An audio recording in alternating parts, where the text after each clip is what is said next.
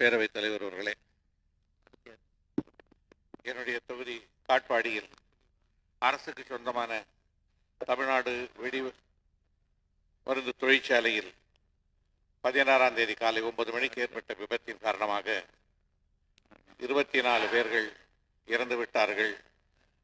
ஒரு 3 பேருடைய உயிர் ஊசலாடி கொண்டிருக்கிறது. அவர்கள் மருத்துவமனையில் இருக்கிறார்கள்.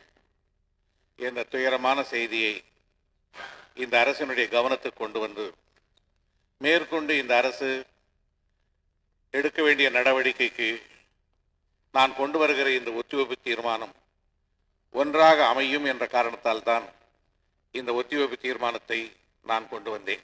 இந்த விபத்து கொடுமையான ஒன்று. இதுக்கு அந்த அறையை நான் சென்று பார்த்தேன். அது கொலாப்டர், நம்முடைய ஜெர்மன் கொலாப்டரோடு சேர்ந்து கட்டியது. ஆனால் அதுக்கு வெடிக்க அந்த அறை தூளாகாது என்கிறார்கள். ஆனால் தூளாகி இருக்கிறது. இதுக்கு நாச வேலையா இல்லை ஏற்கனவே எதிர்பாராது ஏற்பட்ட விபத்தா என்பது தெரியவில்லை. அரசு அது குறித்து விசாரித்ததா என்பதை இந்த அவைக்கு தெரிவிக்க வேண்டும், நாட்டுக்கு தெரிவிக்க வேண்டும் என்பதோடு இறந்துவிட்ட அந்தவர்களுக்கெல்லாம் ஒரு 5 லட்சம் ரூபாயும், இன்றைக்கு மிக படுகாயம் அடைந்து உயிருக்கு போராடி கொண்டிருக்கிற குடும்பங்களுக்கு ஒரு 3 லட்சம் ரூபாயும், இறந்தவருடைய வீட்டில் இருக்கிற அந்த வாரிசுதாரர்களுக்கு உடனடியாக வேலையும் தர வேண்டும் என்று இந்த ஆட்சியை இதன் மூலமாக நான் கேட்டுக்கொள்கிறேன்.